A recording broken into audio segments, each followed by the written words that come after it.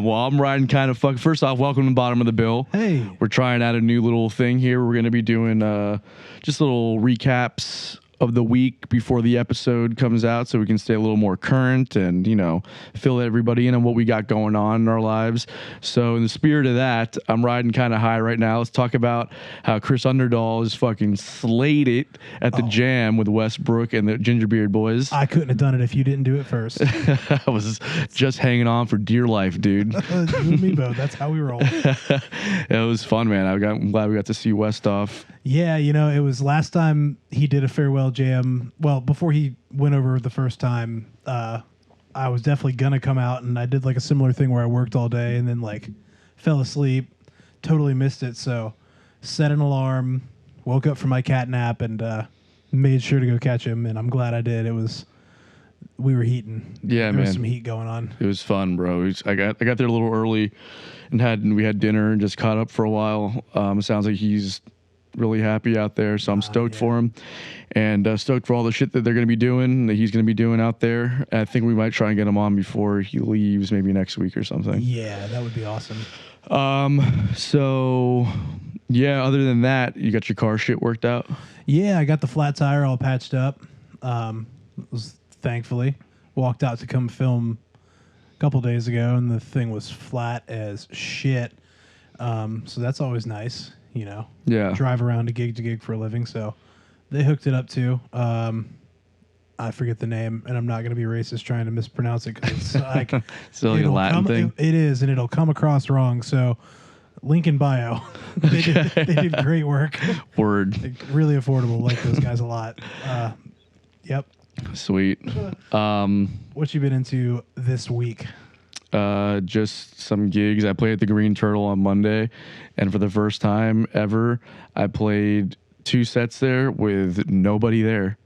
It's kind of wild. Zero. Yeah, literally 0 people out on the deck until like the last 2 sets. It's kind of wild.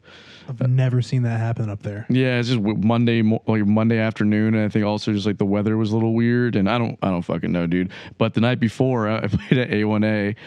There's just one guy there. I don't know what his deal was, but I mean, he was liking it. It was a cool vibe at first. He was enjoying what I was doing. It was nice. He gave me some tips. It was cool. And then David and Michelle came by, some friends of the show. So I was catching up with them after my set was over, after I was done for the night. And I just hear somebody yelling from across the bar, "Hey, Antoine." It's like, wrong move already. At least get my name right, dude. Yeah, dude. But also, like, don't interrupt me when I'm in the middle of a conversation. I can't stand that shit. So it's like, and then he's like, "If I throw you some money, will you play 2 more songs?" Now I was like, no. I had already been done by this point for like 15 minutes, and the bar was closing up soon. So no. He was like, "Well, we're going to pay you." I was like, "No, yeah, I understand that." But I'm not going to play again. This is my boundary. Okay, you couldn't pay me enough to play overtime right now. And he was like, he kept like pushing it, and I was like, "Man, I appreciate that you liked it and you hung out. It means a lot to me. Thank you."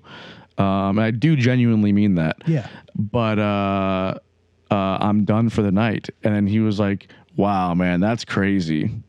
And I was like, "It's not fucking crazy, Psycho, dude. You're insane." Like, it's not fucking crazy, bro. It's like, you're gonna pay me what, $10, $20? It's just not worth my time. Yeah, dude. And like the venue's got shit to do. Yeah, the bartenders are trying to close up. The fucking, you know, everyone's trying to go home. It was a slow day. Yeah. It's just like, we're all trying to go home, man. Nobody like. Yeah, it was a Sunday. Yeah, no, he should be going home. Yeah, totally. He's got work in the morning. What is he doing? Fucking hopefully, bro. I don't know. Probably not him. Just weird people in St. Augustine. People he knows probably have work in the morning. So go bother them. So I don't know. That shit's annoying as fuck. So. Well, that sounds like a good batch of gigs. Yeah. Sounds like a fun time. And then what's coming up? What's coming up next weekend? Well, I'm starting a Thursday night residency at ABBQ. Nice. You're bringing it back?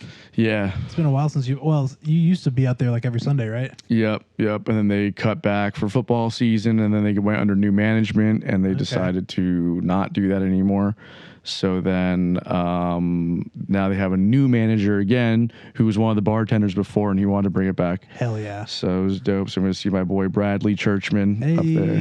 He's a bartender up there too. ABBQ is great, man. I used to do rehearsals for Patsy's right around the corner from there, and we would go there once a week and fuck with Brad and the servers, and we became a known crowd for about 2 months up there. They're good people, man. Yeah, man. Love those Food guys. there is fucking It's fantastic. slapping. It's really good. Yeah. What you been up to? Running around, same thing, doing gigs. Last week, Time Wise had a studio session, and we cut our new single, and then we immediately, once we cut the tunes, decided that we wanted to use one of the tunes we cut as the single. So we then turned around and Leroy mixed that shit on the fly and got us a killing sound. And then we turned around and got it out for distro. So like we're stoked to have something coming out soon, and we're gonna be playing August 5th at Blue Jay. Time Wise, the Fusion Quintet. Jack Miller's opening, and we got some surprises in store. There's going to be a super jam at the end with Jack's band and our band. It's going to be a really, really, really fun gig. Not surprised anymore, is it? Well, I didn't say what we're going to play. Oh, word. So that's, yeah, if the surprise is that good, I'll cue him in on the first part, you know what I mean? It's that good. Also, it's your birthday when this airs. Oh, shit. I guess it is, isn't it? So happy birthday. Thanks, man. I'm going to get the fuck out of Florida. Yeah. It's going to be awesome. So what are you, I'm going 28? Yeah, 28. Fuck yeah, dude. Yeah, I'm an old man. I met you 10 years ago when I was a child. Isn't that fucking wild? Sneaking into bars to play music. Yeah. Getting served underage. I can say that now. There's qualified immunity or whatever. We don't have to name where it was happening at, but yeah. I'm not naming what. I'm just naming what was going on. Yeah. That's a me thing. Yeah. You know? And it worked out great for me. Fuck yeah, dude. So yeah, that's all. That's gonna be good. I'm going out of town. I'm gonna miss the last 1904 Funk Jam. So you should go check that out and celebrate for me. Yeah. I went last week and took Jeremy Prince out there, and we went and closed her down for the Funk Jam style. It was when this comes out, it'll have already happened. Well, so I will have been there, and it will have been awesome. It will be great. I'm so glad you guys got to go. Yeah. And then playing with Cluster and Sauce Pocket on Saturday for one of the last shows, second to last one. Hell yeah. For the First Coast Fest, we're going to be tearing it up at 1904, so you'll see some videos from that coming out because we're going to shut her down in style. So that's going to be good. It's going to be an end of an era. That was one of the first venues. Like, I remember coming to town and like looking for live music when I was at UNF, not knowing like what was what. And there was maybe first semester there was this reggae band. I'm going to mispronounce this one too. I'm just full of racist today. Black Uruhu, or it was like a reggae band. Okay. And went and caught them in 1904, and that just opened up the door. I mean, since then saw Theo Katzman, Ghost Note, Mike Dillon's Punkadelic, Nth Power, Nth Power, Weedy Brahmin. I mean, so many shows over the years. Literally bro. Can't list them all. And then every homie in Jacksonville, I've got to see them play on that stage. So it's just like such a sentimental club. So it's a shame to see that one go. I'm glad to be a part of like giving it a farewell. You know, it was such a monumental thing in my career in Jacksonville. So same, man, same. You know? It was the first venue that I stumbled into, just wandering around downtown one night with Chelsea before we even moved here, and we just heard this band playing. We walked in, and it was the Herd from Chicago. Oh, nice. They were like a funk band. I don't know if they're still out or not, but we walked in. I couldn't believe it. There wasn't that many people there, but I just loved the vibe of the place. And I remember thinking like, I want to play on that stage. And we moved to Jacksonville, and then it became like my home base for a while. Yeah, I did 2 of the Side Hustle EP releases and the documentary release there, and attended many funk jams, obviously, and have done opened up for the Main Squeeze, Nth Power, what's the one, fucking Perpetual Groove. I mean, so many bands. I've played so many shows on that stage over the years, and it's just sad to see it go. I think Jacksonville's really losing a cultural hub with that one. Yeah, it took us all off guard, but that just kind of puts all the fuel into Underbelly, which is another great sister venue. Yeah, so totally. It's like they'll just pick right up and keep it rolling, and then you never know down the road. Jason's a crazy entrepreneur, Keep it rolling, Jason. What else you got, bud? Yeah. Show us something, man. He'll figure it out for sure. Most definitely. All right, guys. Well, on the podcast this week, we have our boy Greg Hersey on. He is a phenomenal percussionist, drummer, who's recently gone viral on social media for his unique percussion setups in these unique settings, playing in these unconventional styles for percussion, like a lot of hip hop stuff, especially. And so we're really stoked. Him and Isaac Corbett, another friend of the show, have done some collaborations on TikTok, which have also gone viral. So it's really cool to see these Jacksonville guys kind of innovating in these spaces on their respective instruments. So I'm stoked about it. Greg was a really good dude, great conversation. We're really excited that he was able to be here and hang out with us. We're thankful for it. So without further ado, here's Greg. Make sure also you like, subscribe, share, all that good stuff. We got merchandise. We actually got new merchandise in the works right now. I just talked with Jay today about some cool shit I got to fill you in on, actually. Nice. And yeah, so it's all very exciting. We got cool stuff coming your way. So yeah, again, without further ado, here's Greg Hersey. Enjoy. This is Bottom of the Bill.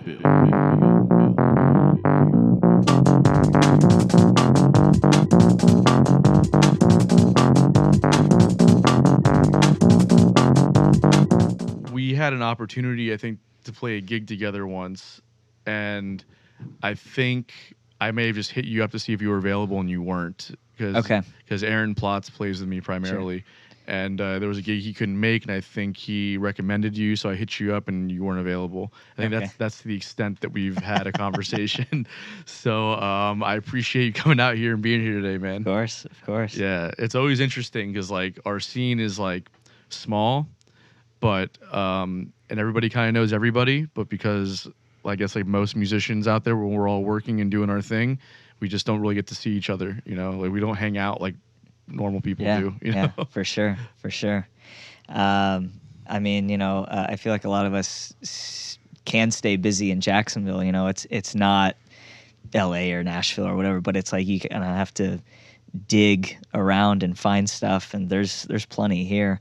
But yeah, I mean, there's a lot of, you know, friends and colleagues that I see playing, and it's like, you know, I feel like as musicians, you know, your Friday, Saturday nights, like if you're not gigging, you know, if you can go and support and watch, you know, your buddies, but most of the time it's like nobody's schedules really align with each other. It's, yeah, you know, it's tough. And also like when you're working all the time, sometimes when you have an off night, like you just want to take a break from music. Yeah.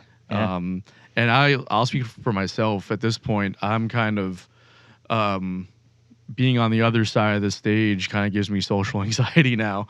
Whereas when I was younger, it was like being on stage gave me anxiety. Okay. And now, because I'm so used to like using that as the excuse to be out and socializing, like that exists in the capacity where I'm on stage playing. Sure. And when I'm not there to do that, I don't really know what to do with myself. Like, what do I do with my hands? Yeah, exactly. So, do you ever feel that way?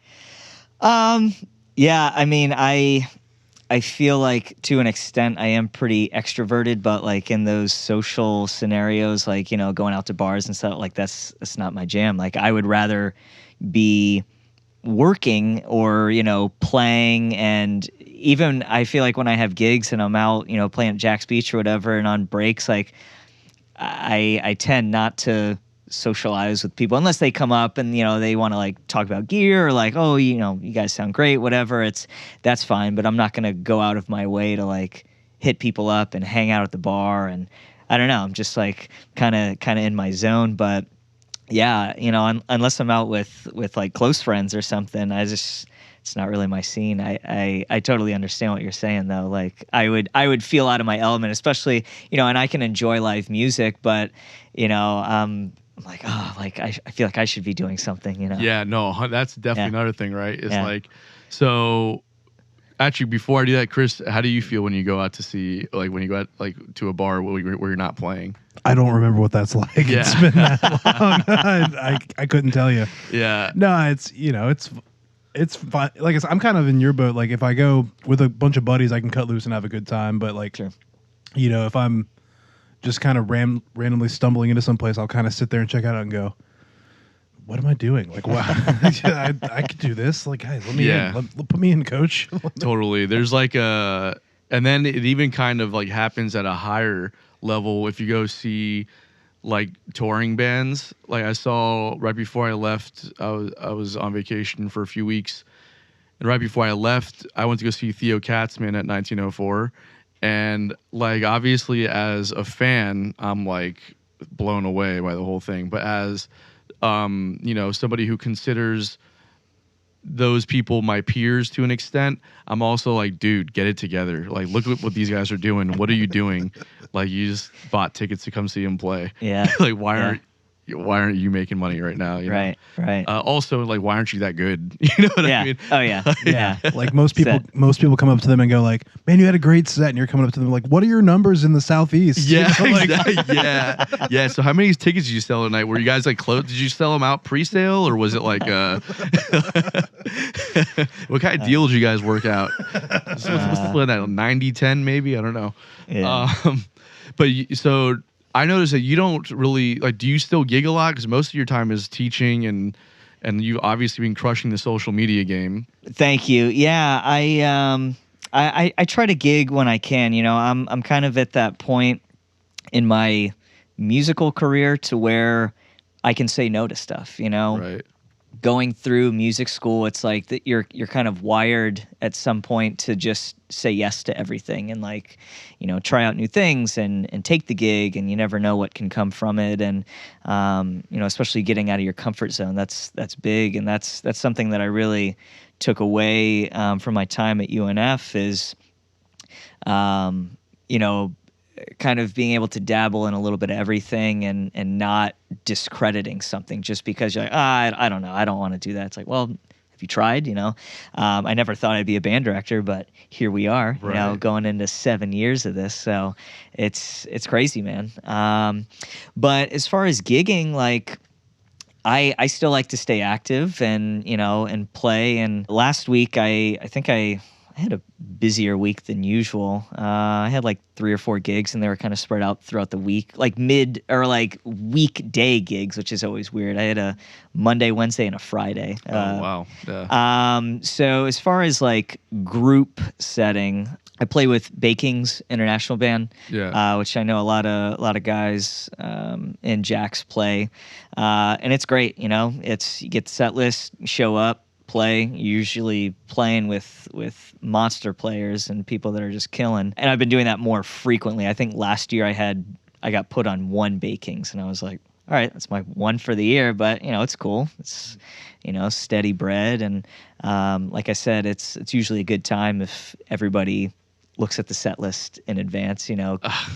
Yeah, I preach that to no end on this show. Right. Just showing up prepared, especially if there's not time to rehearse or whatever. Right. You know, and then you're doing top 40 stuff where there's just a form that we all know we have to play. Yeah. Let's just all learn it and not be children about it.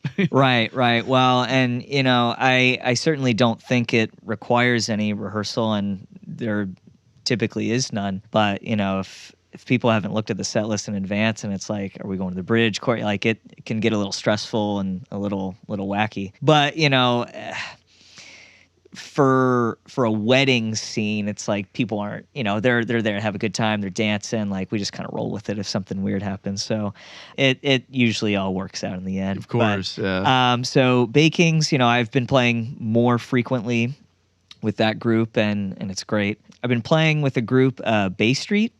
Longtime friend of mine.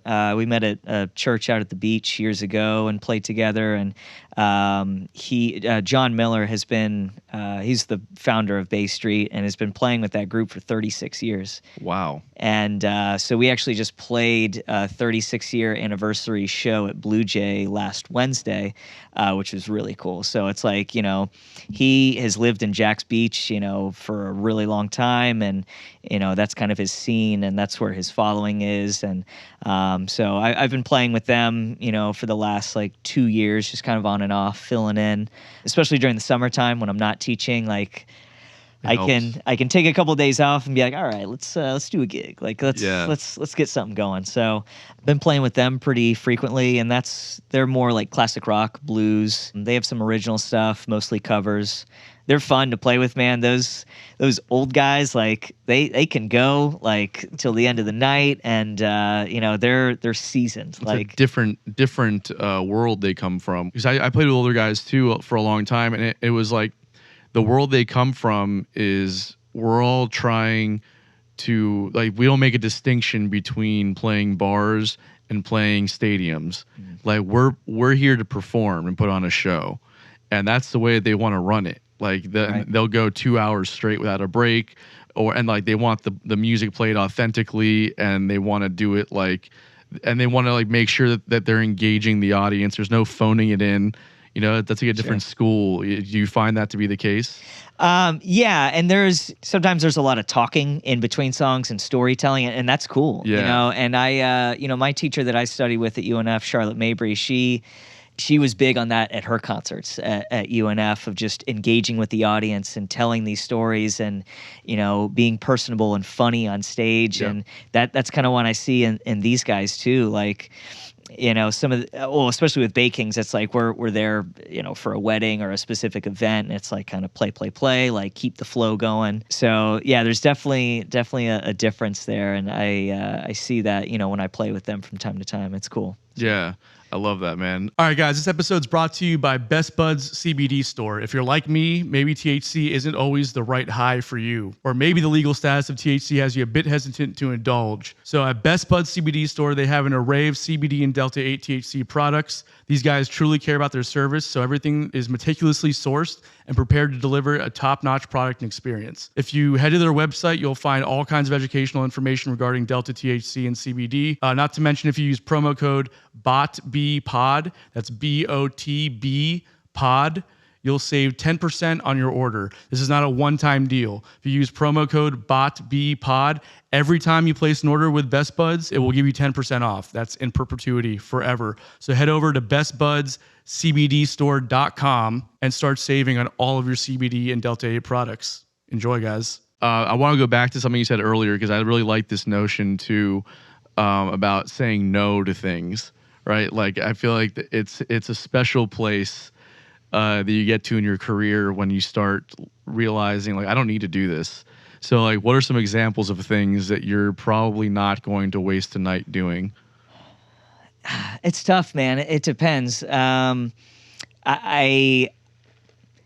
I don't feel like I say a no to a lot of things, but if I have like a busy week at school or a couple weekends of just consecutive gigs and I want to have a Saturday off and not feel that, I guess, anxiety or pressure to, oh man, I really, really need to grind this Friday. And, if I want to take a weekend off, I'm going to take that weekend off and not think twice about it, not feel guilty. And a lot of that, as musicians, comes from a financial standpoint. It's, if you're sitting at home kind of twiddling your thumbs, be like, I could be out making money, or I could be spending time with my family, spending time with my wife, just hanging out, relaxing, resting, recharging.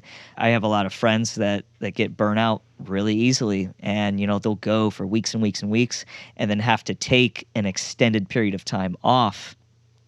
And then at that point, some people just, they lose that drive, they lose the interest, and they fall out of it and stop loving what they're doing, and it becomes sort of this mundane thing, and that sucks. That's scary. Like that's not what it's about. Totally. So, and I tell my students this all the time, just being able to have that balance, not even just with music, but, say you're really into sports and stuff, and time management, being able to juggle and navigate through all that stuff. Yeah, it's important for us, being full-time musicians, that we don't have to do that every single day. It again, it is okay to say no, but know your limits. Some people can just go and grind, and they love it. But even look at guys on Broadway. It's Carter McLean is the drummer for Lion King, and he's been playing that show for, I don't know, upwards of like 20 years maybe. and I don't even know how many shows he's done. It's like up in the thousands of shows. And it's like he's got that show on lock, but he'll take, a month off at a time and have a sub. And, I can't imagine doing the same show every single night for, all those years. Like, that's crazy. Yeah, totally. Like I said, coming out of school, it's just, I felt like the training, and you're sort of wired in that regard. Not everybody, but the people that really want to pursue music and take it serious is like, you go for it. Like you take every opportunity, but as life goes on, you become older, starting a family, all that stuff. It's like, you need to know kind of when to pull back and, have your priorities in line for sure. Yeah. 'Cause there's that thing also that you start to gauge situations by like the way you're approached about gigs or the details of a gig. And you can start to weed out the things like, okay, I know what this is about, or this person is speaking in this way, and that's kind of a red flag. So I'm going to, not take this one. And just, you get better at sifting through bullshit, I think. Sure. And Chris is now just getting to the point where he's starting to say no to things. A ton. Yeah. How's that feel? It feels great, man. I like, because I've been the workaholic since I moved to Jacksonville. Like ever since I got into UNF, that's like all I did. And so like, I really resonated with the whole music school teaches you to take everything, because like it's kind of like you don't know where your next meal is kind of thing. It's you got to take these gigs, and that is not the way to do it, No. So like, and now I've got more time to write and do studio work, and I'm gigging at least a third less than I was at like my peak, and still making as much and have much more time to do like the podcast and all that stuff. And I was thinking the same thing, like it's how they approach you about the gig. Like I'd rather take a gig where someone hits me up, goes, it's $100, 2 sets, it's this, it's that, here's the set list. Then someone goes, hey, what's up? Yeah. Do you have this day open? Why? Like, yeah. Do you have a gig? You want to hang out? Like, what's up? No, I think I'm good. You can't give me any, like, well, it pays $400 and it's 30 minutes. It's like, well, should have led with that. Sorry, you freaked me out. I'm a spooked cat. I gotta go. I gotta run away from this. One of my biggest red flags, I think, is if I'm speaking to somebody that likes to continue the conversation on different platforms. If we're texting and then I'm getting a Facebook message about the same thing, and then I'm getting back to text, and then maybe we'll throw in a DM from Instagram on there, I'm like, no, right? I don't. Let's streamline it. Yeah, and also like let's just use emails. Let's I was be gonna adults say about never this. an email though, right? Yeah, never an email. It's like, dude, just it sits in my inbox. I'll see it. Like a message I send, 20, 30 messages a day. It's gonna get lost and shit. Yeah. But going back to saying no, I do think it's important for the first like part of your career to say yes to everything, because especially if you're coming from music school where you kind of can, right? Like if you probably dabbled in classical music, jazz, and like all these different, and you're getting all these different options presented to you for courses that you can go down or roads you can take in the industry. So it's like, why not explore all of those and see what's right for you? You also learn about the red flags because you're dealing with people within, so I think that there is something to saying yes to everything at first, like maybe the first 10 years, let's say. Sure. And then after that, it's time to start being a little bit more choosy about what you want to spend your time doing, because as you get older, your time does become more valuable. Oh, yeah. Yeah, I mean, being selective is great. Having that luxury is cool. Coming out of music school, it is, I feel like that is the time to establish yourself, to network, get yourself out there and, kind of find yourself as a musician and what works best for you. I mean, like I said, I never thought that I would be more of an educator than I am. I was always teaching lessons, and I still do, and I love that. But I certainly that was not in my scope or my big plans of I'm going to become a band director and going the whole music ed route. And And that's another thing. There's sort of a weird stigma and dichotomy with that of music education, music performance. It's like you're going to do both regardless of what your degree's in and what your training's in. Like as a music educator, you should be playing. As a music performer, you should be teaching in some capacity, even if it's a couple lessons. I mean, it's just more work. Yeah, totally, man. And like Steve Bailey, he's like the director of the jazz department at Berkeley. Okay. But he's like a 6-string, fretless jazz bass player, and he did Basic Streams with Victor Wooten, and like and they're not like touring because he can't do that, but he is taking performances. He'll do like a fly-in or do stuff, and then he'll do these clinics. So it's like there is this element of he's still getting creative and writing and releasing music and performing when he can, but then he's also like the head educator at one of the top schools in the world for music. So it's definitely important to have both those perspectives, I think. Sure. Now, I want to kind of talk to you about this world that you're living in because you're a percussionist. Is how you describe yourself, or a drummer? I don't think it really matters. I mean, if you want to get all technical, and I would say I'm a percussionist just because of the training that I do have, and some of the, I guess, the skill set that I have as well, that I wouldn't want to limit myself just to drum set, even though primarily as far as like working and stuff that I'm doing, drum set is like, going out and playing a gig on marimba is like, it's not going to happen. Unless this might be a couple times a year, but even Aaron, he does a lot of stuff on vibes, which is really cool. Right. And jazz vibes is a big thing, and kind of what he does is a little unique with that, which is awesome, and I love to see that. I guess percussionist that'll work. Gotcha.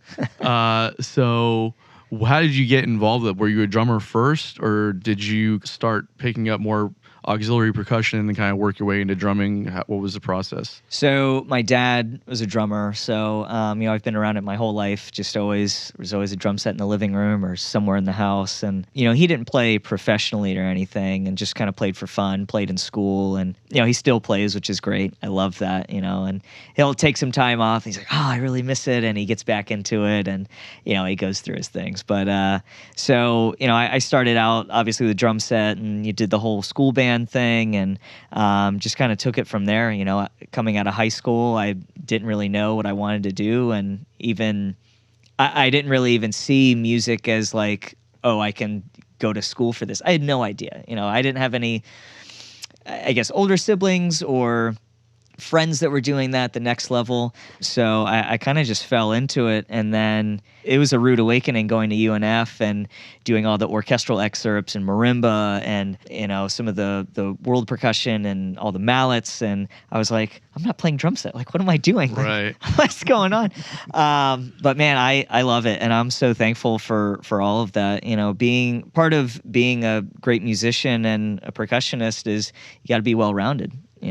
Sure, you can have your specialties with certain things, and I feel like for me, I sort of specialize in drum set and multi-percussion.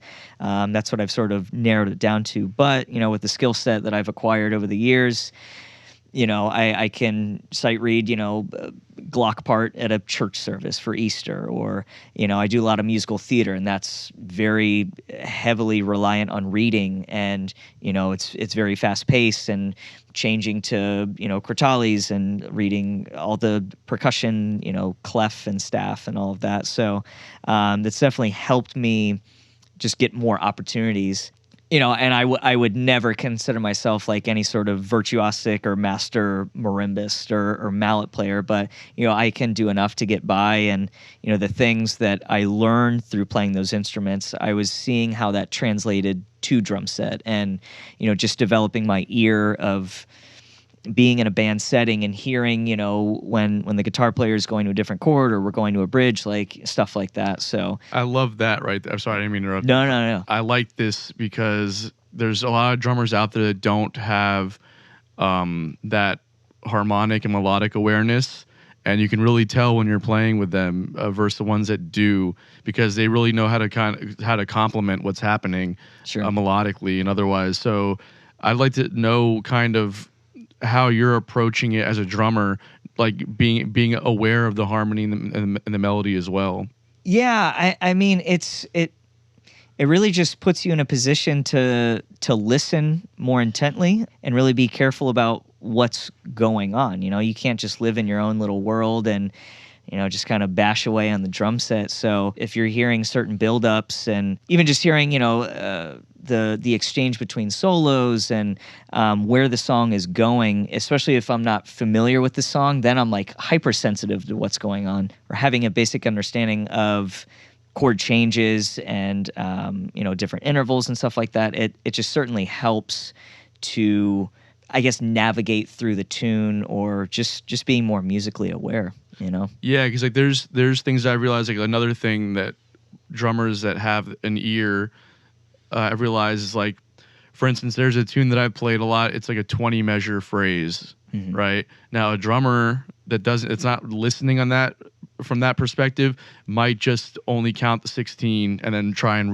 restart the phrase, but like it's not 16 measures, it's 20. So Right. if you're emphasizing here, well, the rest of us are going to be emphasizing after the next 4. So you kind of create this kind of disruption and this tension that doesn't need to be there. And that's something that I think is really important as well with drummers that are listening on that level, because they're like, oh, okay, I catch that we're melodically we're not here yet. And so even if they don't know it, they can catch themselves the next time around, you know? Sure. I think it's just like a really important aspect. I think it's cool when percussionists coming to drums, or especially if you start off on drums and just learning the extra stuff, it makes it a lot more, you know, valuable, I think. Yeah, for sure. Well, and you have a totally different outlook on, you know, the group that you're playing in and with, and you just have a higher level of appreciation for it. You know, if you're just kind of sitting there and, you know, you're actively listening to the guitarist or, you know, the keyboard player take a solo and kind of what's going on in the song, like it's, you know, you can find those musical moments where it's like, Yeah, totally. Totally. Like, how often are you working on the percussion stuff? Like, as far as like gigging, it's like a couple of times a year, you said?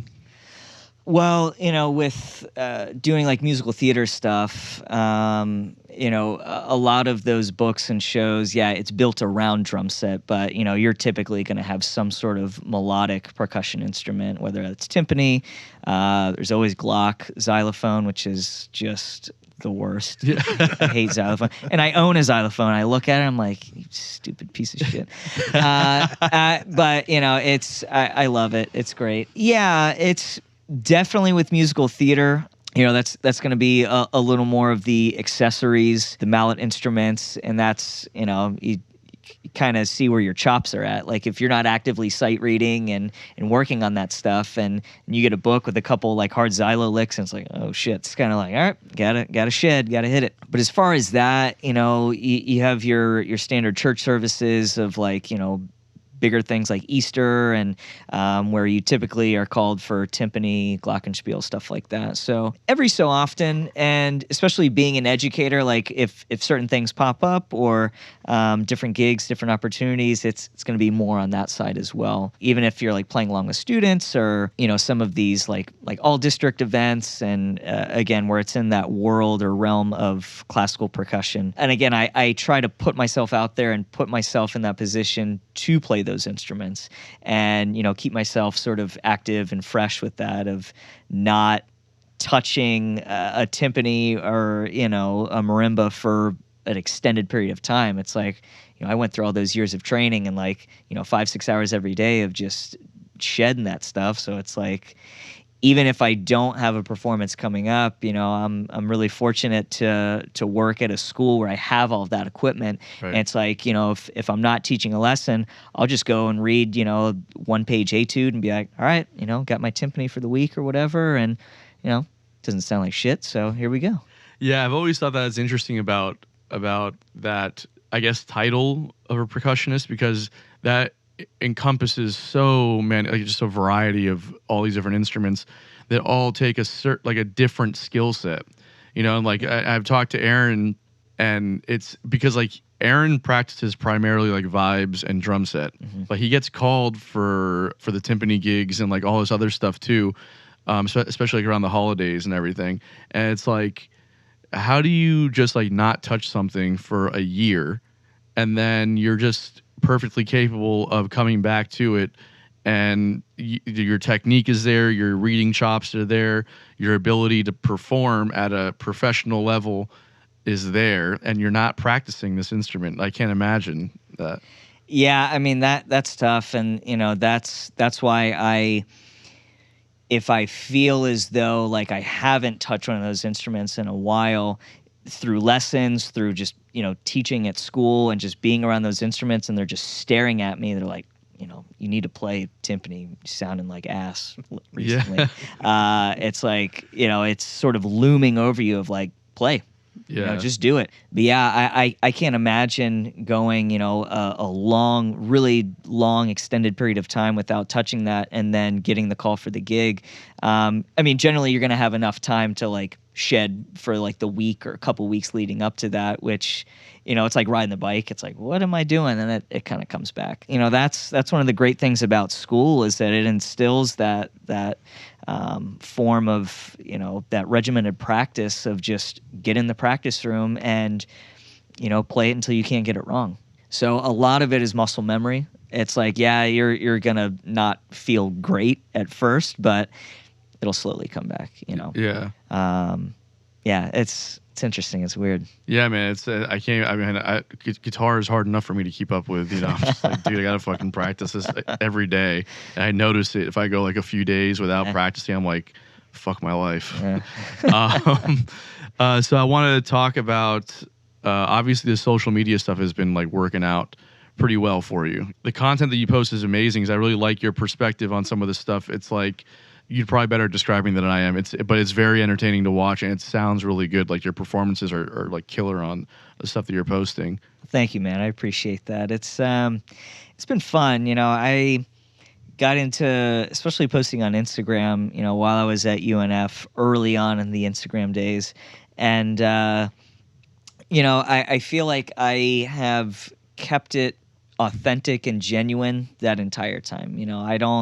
I really don't try to get into the trends and all of that and all the tips and tricks and hacks. And it's like, it's cool to like be aware of that stuff, but same thing with like exercise. It's like, don't overcomplicate it. You're just making more work for yourself, and if something doesn't pan out, you're like, oh, I've invested all this time, and it's like, and it didn't work out, and I lost followers, and it's like, it's just weird. So for me, I honestly just put up videos and create based off of what I'm feeling kind of within that day or the week. I try not to overthink it. If I'm inspired by something that I hear, I just kind of go with that. And honestly, people ask me about my setups with those videos and some of the grooves that I do. And, I'll be honest, a lot of it is I try to have a really condensed, simple setup and make the most of that. The other part of it is sometimes I'm lazy as shit and I don't want to set up a bunch of stuff and I don't have time. A lot of the videos that you see are at like lunchtime or after school or in between classes sometimes. And it's like, all right, I got 15 minutes. Like, let's focus. Let's get this down. I have sort of a time limit, which puts me in a position to focus and, create on the spot. So I pull from, different areas of inspiration and, again, songs that I'm hearing, grooves. If I'm using like a stand-up kick drum and a clap stack and a set of bongos, and it's like, what can we do with this? Right. Just trying to be as creative as possible, but playing something to where people can find enjoyment and relate to it on some level. I don't want to play stuff that's way over people's heads and it's like, oh, I'm playing 11/16. It's like, that's cool and all, but in some regard, I want to appeal to the masses and people play grooves and beats that people find enjoyable, and I really started getting into the hip hop stuff, and I've always been a fan of hip hop. I grew up with that music and like Outkast and stuff like that. Like that's the kind of shit that I vibe with, and it's like, you know, that 90s, early 2000s hip hop, R&B, rap, like that's my jam, man. Like I love those grooves. So I definitely pull a lot from that and just kind of roll with it, you know? And like we were talking about earlier, when I post, it's out of your control. Like it could get, you know, 5,000 views, which is low. I know, I'm sorry. or it could blow up and get millions. But you know, when that happens, it's like it's out of my control. I can't do anything about it. And it's the reach on some of those social media platforms is nuts. Yeah, man. I think, you know, there is certainly an element that's out of your control, but it's also something that like obviously someone's collaborated with you on this front is Isaac Corbett on the TikTok stuff. You guys had a couple videos that just went like super viral. Oh yeah. And what you two have in common is that you're taking this unique approach to an otherwise, you know, traditional and maybe perceivingly limited world, right? Like percussion, people think about like theater and classical music, and that's really it. And Isaac with the harmonica, people think about just the blues, and really, I mean, that's it. But what you guys have done is you've brought it to the modern landscape, whether it be through hip hop or using it in the context of modern pop stuff. Sure. And also with you, with like the settings that you're in. Like the last one that I saw was you at the UNF Theater, maybe. So that's actually our performing arts space and auditorium at the school at Episcopal. Okay, yeah. Wow, that's really pretty. Yeah, it's awesome. And that's cool that you have access to that kind of stuff, because that also adds to the experience of the viewer. Sure. So I think, yes, there's you can post it, and if it works, it works, and if it doesn't, it doesn't. But the fact that you do have this kind of unique twist on an otherwise traditional instruments, and then using these unique settings as well, I think it captivates people. Yeah, for sure. And you know, it's interesting that you brought up with, you know, classical percussion and having a twist on it. And so sort of what I'm doing in most of my videos, if it's not drum set, it's considered multi-percussion. You know, you're taking multiple percussion instruments, typically standing up for whatever reason. And that kind of started in like the 60s and 70s. And that was really when like percussion ensemble kind of took off. And, you know, it led to where it is now. But with that, you know, even with multi-percussion stuff, like some of the solos and repertoire that I've heard and that I've played early on at UNF, I was like, God, like this, where's the groove, man? Like, this just sucks. It just sounds like I'm playing all this weird abstract stuff. And it's like, if I don't like it, why is somebody that has no, you know, concept or doesn't know anything about percussion like, what the hell was that? Like, right. I don't get it. So, but, you know, I certainly don't want to discredit that stuff either, because it sometimes takes a higher level of thinking and understanding and level of appreciation for that stuff, which is cool. You know, there is an art to it.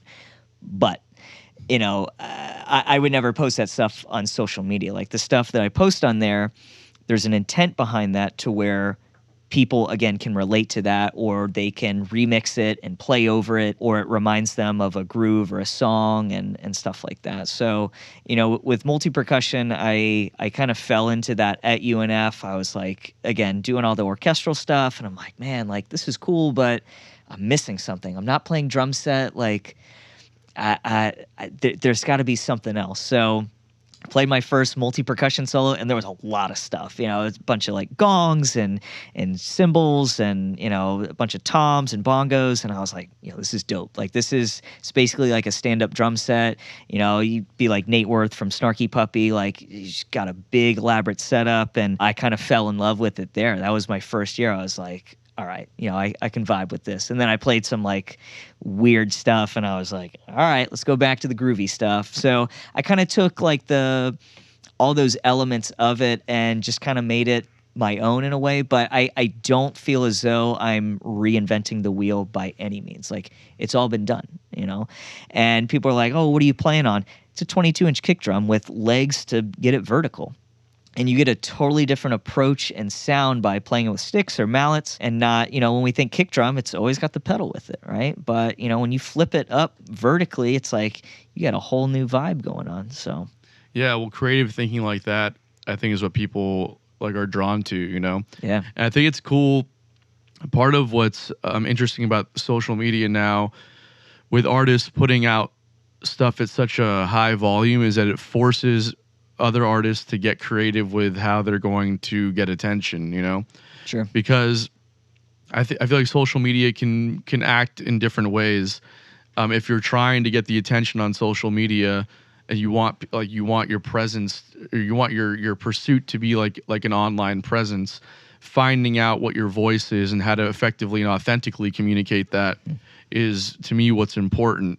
And then if that's going to be your world, you have to kind of find the angle that no one else has really found yet. So I think that it's cool what you've done, even though you say you're not reinventing the wheel, just in the sense where like you are putting it out in a way that's palatable for most people, and that's kind of reinventing in some capacity, at least putting it on a marketplace, so to speak, Sure.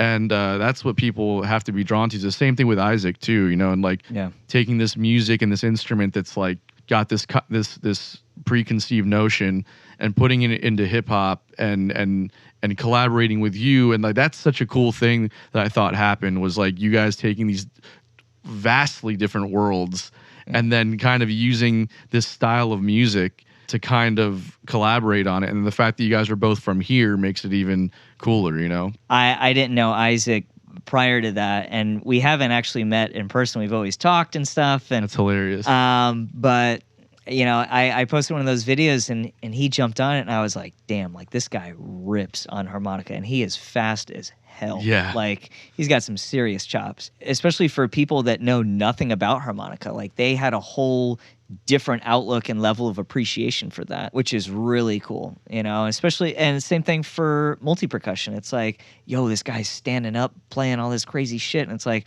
yeah, it's been done before, but people aren't really doing it, So that's kind of why I kept with that, and that's kind of my thing.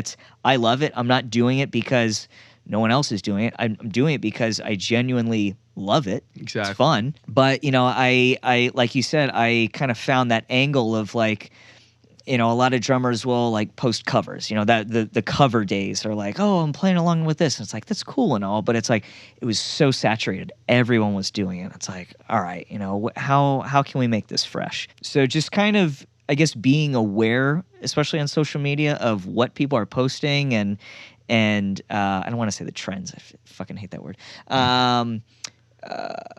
Really of just what people are doing and what they're not doing, and just being aware of how it's evolving, and how you can sort of tap into those areas, whether people finding things that people are doing really well, and then finding those pockets of where something is missing. And it wasn't necessarily I was like, oh, nobody's doing multi-percussion. I just kind of did it, and I was like, all right, people like this. It's aesthetically pleasing. It's like, ooh, I hear all these cool sounds, and it's like they have no concept of really what's going on, but it's like, all right, I can vibe with that. Like, it sounds cool.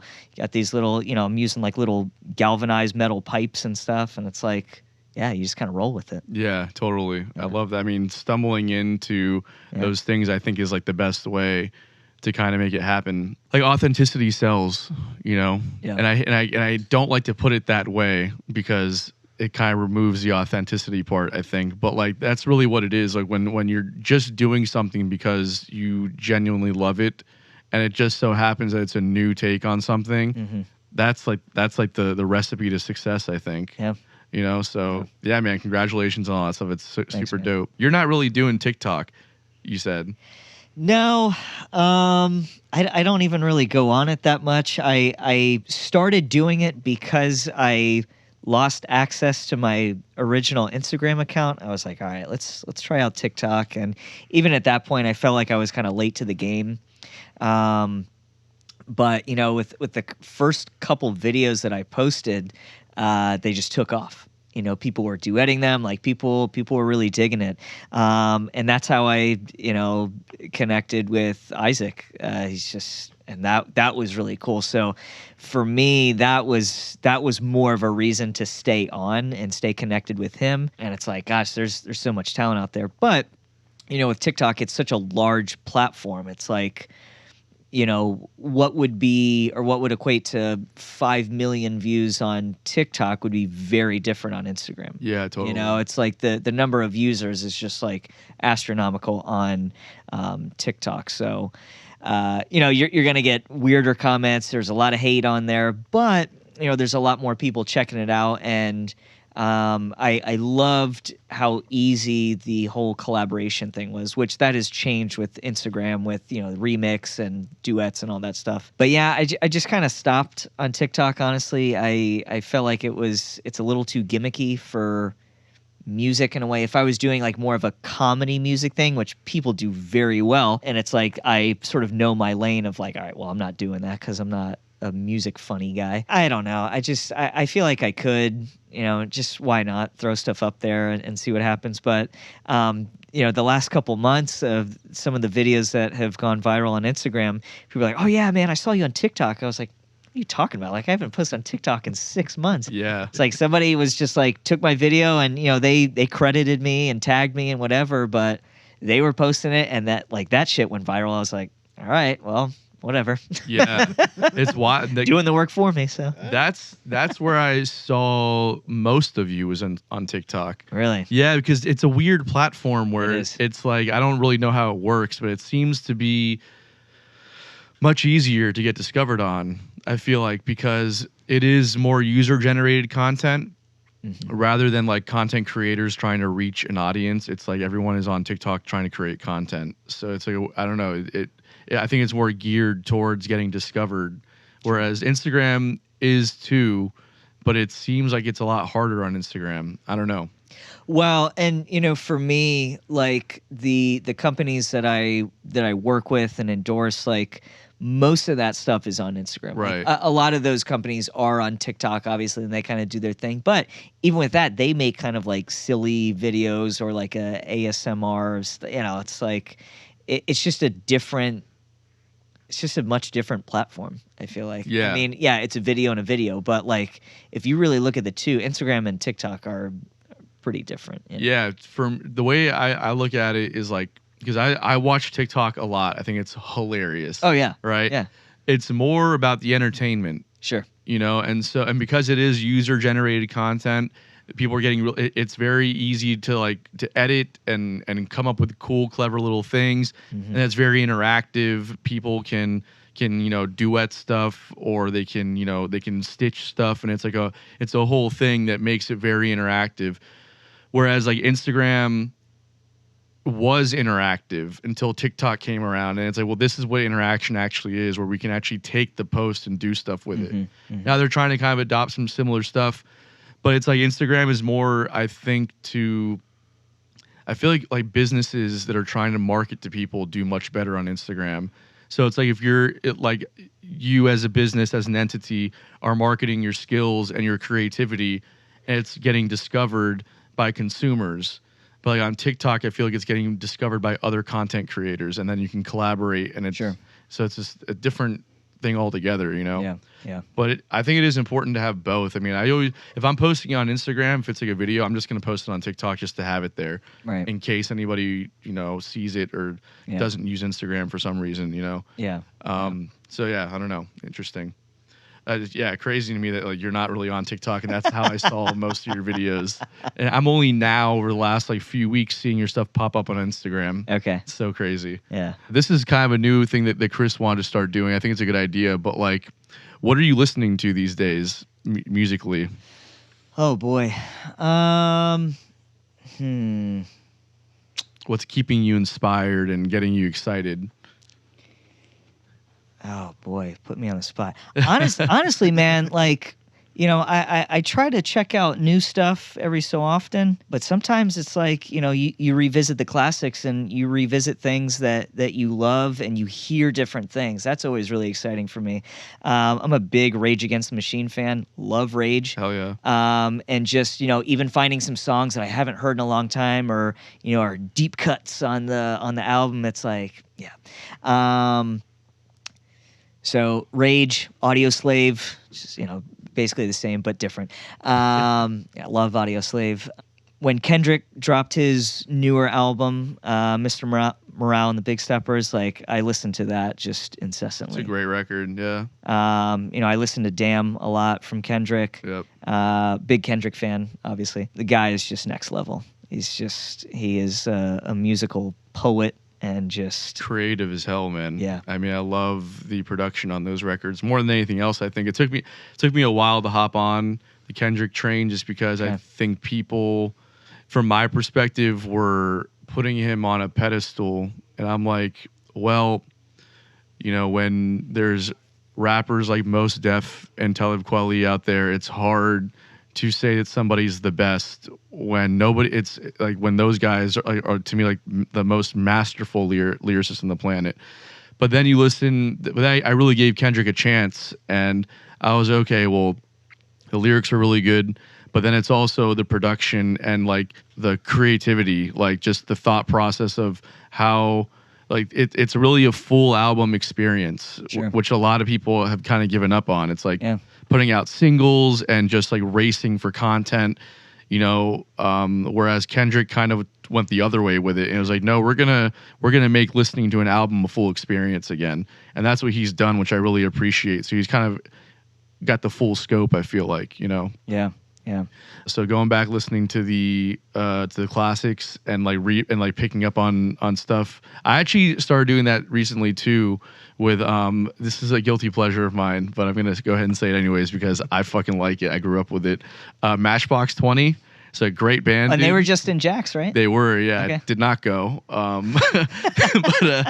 really missed out on that one.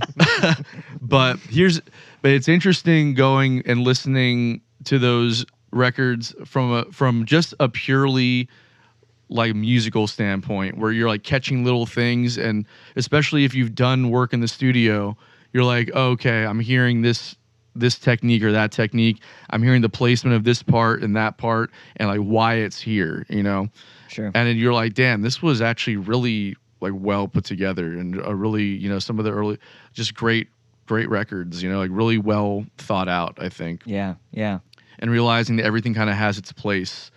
Like there's nothing that's just like, why is that there type thing, Right. What about you, Chris? What are you listening to? I've been really diving on this band from South Florida, Electric Kiff. Oh, yeah. Going like deep down the rabbit hole because I've known about them for years and have been like aware of them as like kind of peers on the scene, so to speak, and like knew a couple tunes. But there's a band I'm playing with, Time Wise, that's kind of in that vein of like instrumental chops, but also like really playing with like textures and space, and like have been using these guys as like a roadmap because I think they're just doing it incredibly well, and have been finding live videos, studio stuff they cut, all of it, and just been really going down the rabbit hole. It's really good stuff. Isn't it interesting now? Like we were kind of talking about this the other day, where like there's like a shift in where the virtuosity in music lies now. Mm-hmm. And whereas 10 years ago it was like who has like the new technical approach to this thing, like listen to bands like Animals as leaders, right? Mm-hmm. And Tobin Abbasi, I think is how you say his name. Guitar. Yeah, like just the masterful like technician that he is on the guitar. But then we've gotten to a point now where we're like almost, it's like everything's been done. So the virtuosos are now like kind of changing the game, and it's like, well, now we're not gonna be so flashy. Let's figure out how to really let's master discipline. Sure. And that's where the virtuosity now lies. When I was in LA a few weeks ago and I saw at just a jam night. Corey Henry and the Funk Apostles were like hosting the jam. Yeah. And it was the first set was them just doing straight improv for an hour. And I maybe saw 3 solos that whole time. The rest of it was just taking a concept and building on the concept. And that might have been the whole song without any solos. Yeah. And I was like, every person on that stage right now can play whatever they want, as fast or as slow, and not miss a beat. But they're just taking an idea and really building on this concept. And I love that kind of restraint. I think like there's just something in that discipline that really shines. Yeah. And hearing the thing with Electric Keef and like guys that are kind of in this jazz fusion kind of world that are really just thinking about like the vibe and experimenting with sounds more than you know, the virtuosity of their playing. Sure. Yeah, I mean, and I know you just had him on the show, but I went and saw Osnoy when he played at 1904. It was hell yeah. him, Dennis Chambers, and Jimmy Houslip. Yep. Easily one of the best guitarists I've ever heard in person. Like that guy, just his language on guitar. I'm like, God, this guy is just nuts. Like I don't know. Like some of the licks that he presented and played, I'm just so clean. But you know, he's not like shredding, doing this crazy fast stuff. But it was, you know, it was so meaningful, and he played with, you know, such a level of intent. I was like, wow, like it was inspiring. Like, yeah, I was telling Chris, I was like, you know, I was more focused on Oz, and I've seen Dennis Chambers, but Dennis Chambers is a drumming legend. Yeah, I mean, he's one of the greats, and even my dad, you know, he was like, that guitar player is unreal. He goes, it's just, you know, he definitely sort of captured at least my attention, but I feel like most people in the room was just like, this guy, yeah, he's one of those next level players. But, you know, to your point, I don't think he was doing anything that was just like, you know, that's never been done before. It was just so tasteful in the way that he presented it. It was really cool. Yeah, man. We actually talked with him a lot about his kind of process when he's writing, and like how he chooses the people he's playing with for like what project, and the artistry in what he does versus just the musicianship in what he does. And that really shines in his playing. And people like, they're similar that have like these very distinct voices. Like Derek Trucks is another person who's like obviously an amazing musician, but I mean, he's an artist. Like He's got a voice on his instrument that's undeniable, and very distinguishable from other players, and especially on the slide. You know, thinking about things in the way where it's like, how can I really put my stamp on this? Like, not so much play as many notes as possible, but let's just figure out like, what am I actually trying to say here, and how can I make it my words? Right. You know, Osnoy does an amazing job with that. Yeah. You know, that was almost my answer of like what I've been listening to, is because after he came on, he was talking about this new like kind of pop jam band record he'd put out with Ozone Squeeze, and I listened to that top to bottom multiple times just because like a player that good, that is just playing a role, like, and he's playing the role so well. Like it's just like a textbook to kind of go and listen and go like, all right, cool. He showed his chops for 1 second here. Like he put in a cool harmonic voicing, and that was like the highlight of the tune, was this 2 second turnaround. Wow. And the tunes are just really good pop jam tunes. Like they're great songs. So that was a close second, but I was like, we just had him on. He just promoted the album. Can't give him too much, you know what I mean? But it's kind of hard not to. He's just, he's a beast. He's a beast, and also just a very cool guy. It was cool to talk to him. Yeah. That record was great, though. I went down, I listened to it as well after we had him on. I kind of started going down an Osnoy rabbit hole, and then like started going to my gigs trying to play like him. I'm like, dude, just stop it. You're not going to do it. That one hurt a little bit. Huh? Yeah, it's just not going to happen. Just give up. He's like, hey man, I saw your video. And you're like, oh shit. Yeah, it sounds like a really poorly executed version of me. Yeah. your bandmates are all sitting over there going like, "Hey man, when are you gonna get back to playing the gig?" Yeah. Yeah. Isn't that what Oz talked about the whole podcast? Yeah, And you're just literally, fuck. Yeah. So all this shit that we just, even in general, we just talk about on the podcast, and just after having people like that on, sometimes I just abandon all of my shit. I'm just, let's just be a little self-indulgent for a minute here. Sure. It's one night. Yeah. What could go wrong? Yeah. It's, also like bar gigs are a good place to try things out. I feel like most of the time people aren't really paying attention. It's like, why not just like work some shit out? There's no stakes, Yeah. I mean, if we're selling out, if we're selling tickets to an intimate show at Blue Jay or something, then that's one thing. But like we're playing at Monkey's Uncle on a Friday night. Let's fucking let some shit fly. Yeah, right. See what happens.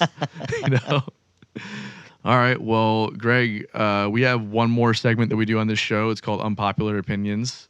I don't know if you're familiar with it or not, but Chris told you or filled you in at all. Chris? It's all hazy. Yeah. All right. So we do Unpopular Opinions. We each go around, just say something. It doesn't have to be about anything you don't want. We try and keep politics and religion out of it. Okay. So, fair. But however, if you want to take it there, we can. And then it can be about literally whatever you want. Chris will go first. Great. All right. This is long-winded a little bit, but it's something I firmly believe. If someone calls you and you like try to get to your phone and you just miss it, like within a minute or two, you call them back immediately. They don't answer. That phone call was meant to be a text message. Like, it was not important enough for you to just go, you know what? They might call me right back. Hold on. Oh, yeah. Even 2 minutes. No. It's the biggest pet peeve in the world. Someone calls me, oh, shit, hold on. I got him. I'm calling right back. I just missed it. Voicemail. Well, fuck this. Like, just text me. Text me. If it's important enough to respond to the text, I'll call you. But, like, phone tag, we're adults here. Come on. Let's not do this anymore. It's my unpopular opinion. I'm standing by it. I could see that.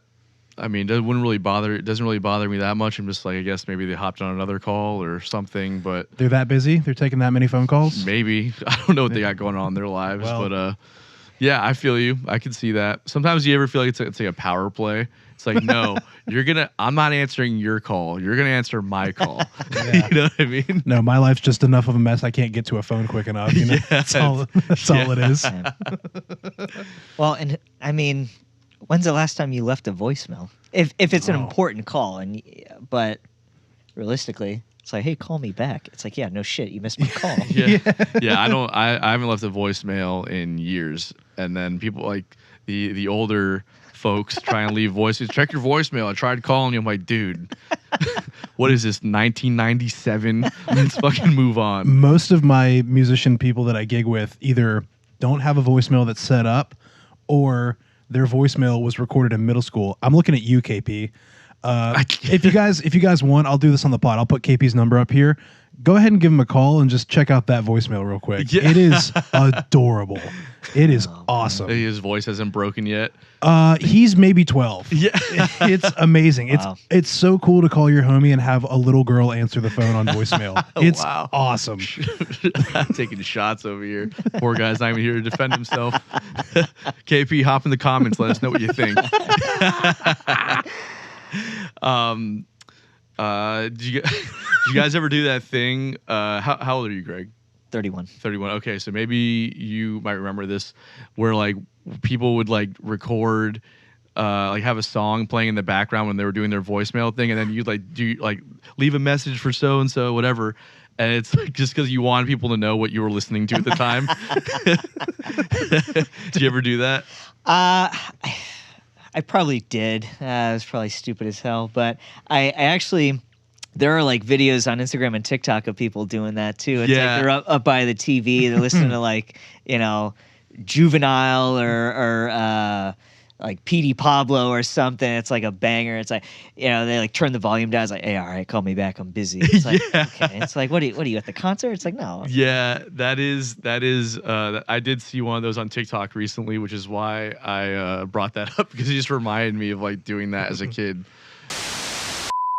All right, you got any unpopular opinions? Yeah, I get into these debates with my students, and it gets really heated, and I love it.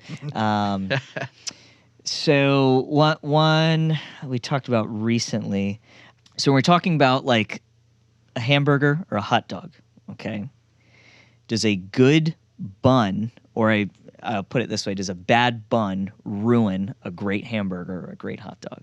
Like if you have like a shitty like Publix brand, not hating on Publix, but their buns are ass. Publix brand bun that's like not soft, it's not a potato roll. Are you gonna be able to overlook that and be like, you know what, the bun was bad, but it was a good hot dog? Or if you have a great bun, it doesn't matter the grade of the, whatever's on the burger. It's like, is the bun make or break? Okay. This is a great question, actually. So the bun isn't, in my opinion, the bun is not make or break. However, a like really good bread can absolutely offset really shitty meat. Totally.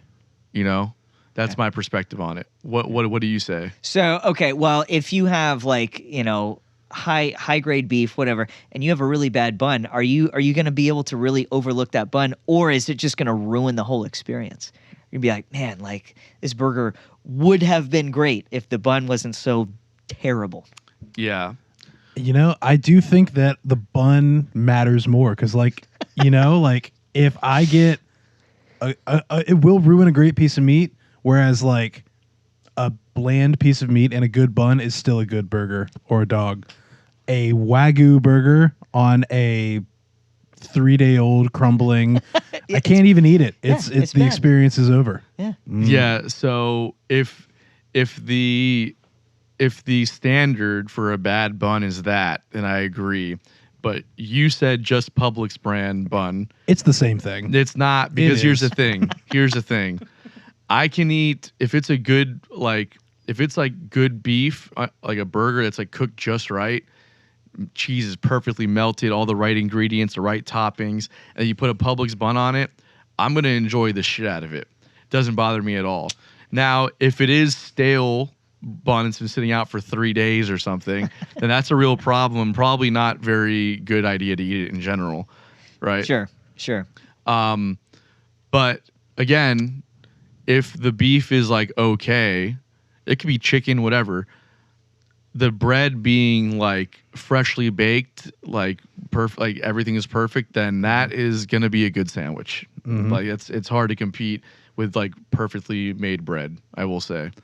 And a side tangent off that, pretzel buns are the best buns out there. If done correctly. Potato buns are phenomenal. That used to be my go-to. Pretzel buns have taken over. And a pretzel bun on a burger, best burger. Cuban bread, the best, hands down. That's racist.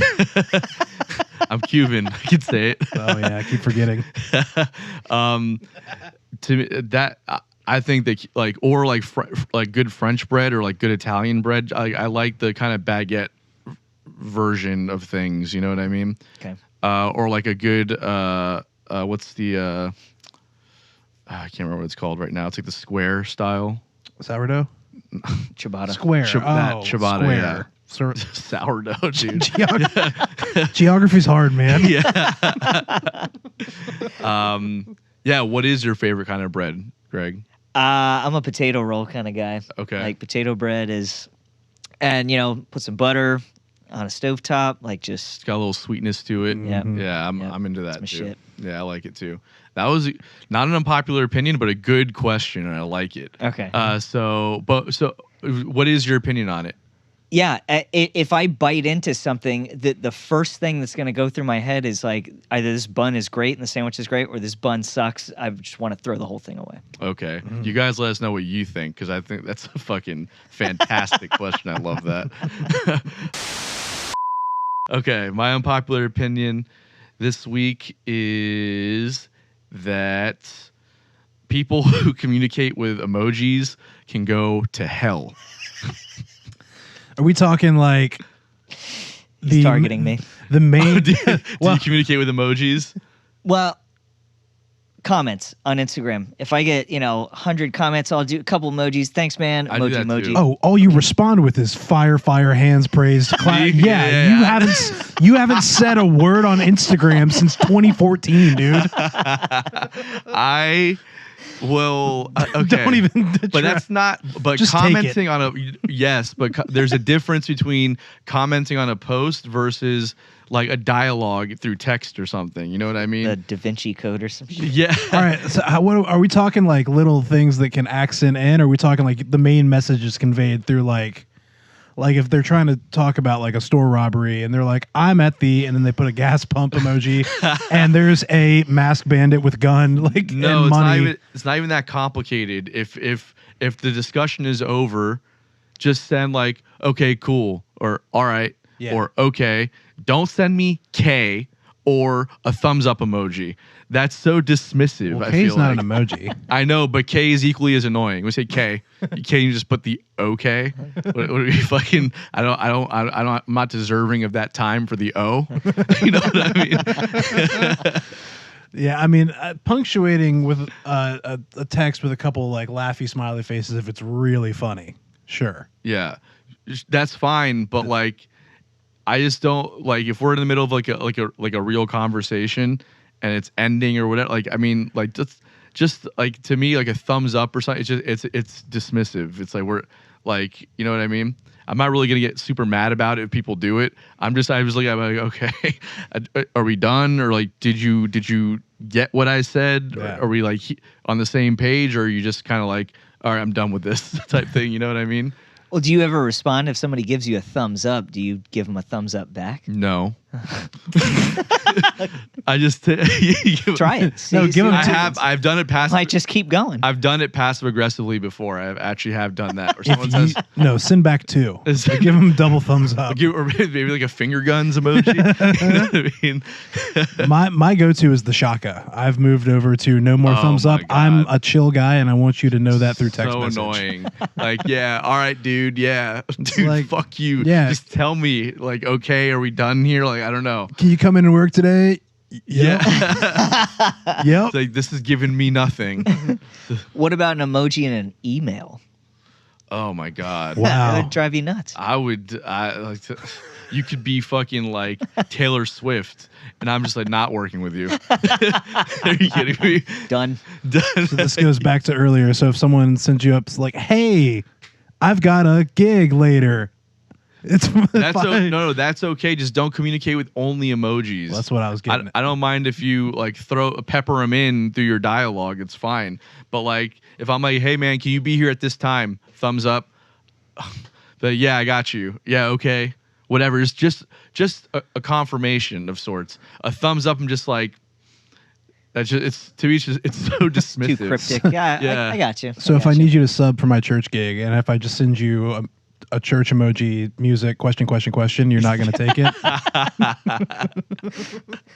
I certainly won't know exactly what you're talking Well, about. it's open-ended. Just like the Put some religion dollar itself. signs in there too. Yeah, dollar signs. Yeah. Give money to the church. Maybe this is the inner boomer coming out in me. I do use emojis though to comment on Instagram or like whatever. I'll use emojis to comment. 'Cause that's not real communication to me. That's just Now, like an acknowledgement of something. That's the social media rap. Screw Spotify raps. I want to see how many times Anton used the fire emoji on Instagram this year. Literally, I mean, countless times. That's I all I mean- ever do. I was like, just like fire. It's also, admittedly, a little dismissive because then it takes all the thought out of the engagement. Sure. I'm just like, this is cool. Rather than saying, oh, this is dope, man. I'm just like, fire. What? I'm not even worth the is this dope? No. You're not worth the O then. Yes. Right. Glad we got to the bottom of that. Greg, thank you so much for being here today, man. This is a blast. Congratulations to everything, and good luck with everything you got going on, man. As always, we'll be keeping up with you. Yeah. Thanks, man. And hopefully we Appreciate can play together sometime. It'd be fun. it. Yeah. Let's make it happen. Hell yeah. All right. Thanks for tuning in, guys. Peace.